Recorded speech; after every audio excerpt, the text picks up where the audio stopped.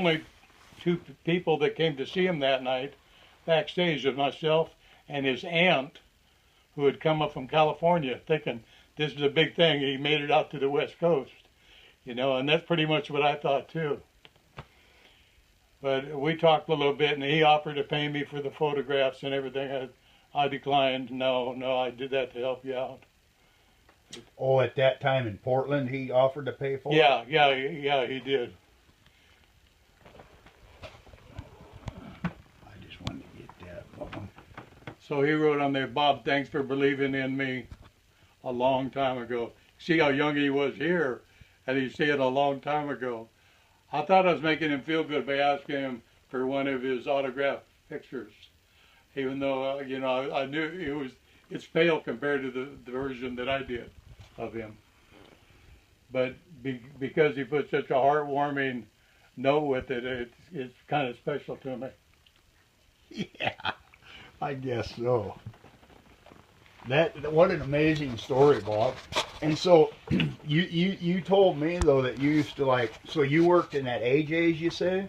Yeah. And then you'd bring him if you'd had some good soup or something like that, you'd bring him soup or.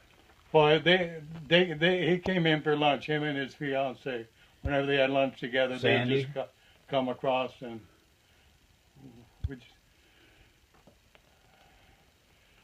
we exchanged some music. Garth and I did prior to this. During the time that I was photographing him, he was absolutely incredible at a funky beer tavern called Bandoleros. This is where all the Okie kids hung out, and this is the crowd that he related to. I've never seen a bar in my life like this place here, Bandoleros. And there was a picture at the door. If you wanted, you could drop $1 in it on your way in, or if you didn't have it, you didn't want to, you didn't have to, you know. It was just there. But every time you do that David Allan Coe song, You Don't Have to Call Me Darling, Darling, every time you do that one particular song, all the girls would get up, they had these little round tables, they get up on these little round tables and dance. And when the song was over, they would sit down and go back to drinking their beer like nothing had ever happened. It amazed me to see all them girls up on the table dancing like that. Just to that one song, though. It's the only one they did it for. Then he used to go to another place called, I forget the name of it. Quite a bit different place. And he would vary his repertoire from place to place. He would do a place like that. He would do Dan Fogelberg and Don McLean and things like that. But he didn't act like he knew who Lightning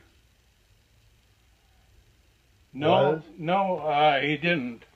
And he was at a place called Bandoleros, I just mentioned, and I engaged him in a conversation regarding stuff like this.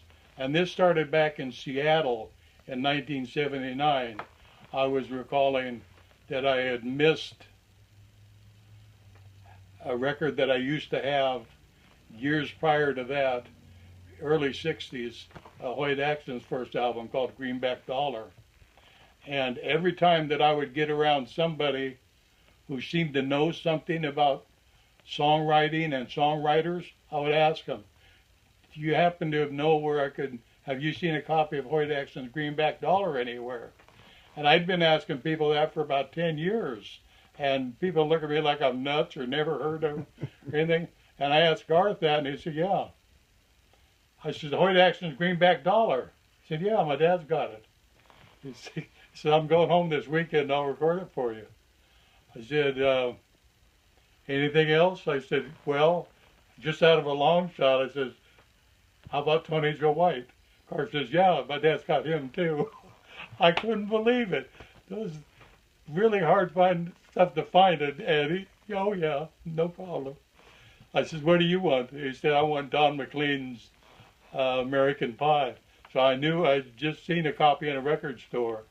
So I got him that, and as a bonus, I also got him Elvis's Sun Sessions, and gave him both of those. the next time I saw him, he told me, he says, I'm trying to learn American Pie, but it's got a million words to it. But he learned one of the Elvis songs and was doing it as part, incorporated as part of his repertoire by the next time I saw him. I told him, I said, you know, you need to sing a song. You need a song that uses the words, the term honky tonk in it. He said, I'll remember that. And then after he'd been popular, I think maybe his second or third album, he'd got a song out called Honky Tonk Bar Association. I thought he did remember that. It's one of his best songs, too. Oh, that's great. Well, you heard it here first, guys. That's Robert Ingman of Thorne Bay, Alaska.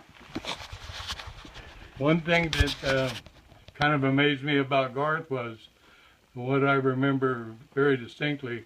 At the time that I met him, he had never been out of the state of Oklahoma. He's 23 years old and had never even been to Texas, Arkansas, Kansas, never been out of there.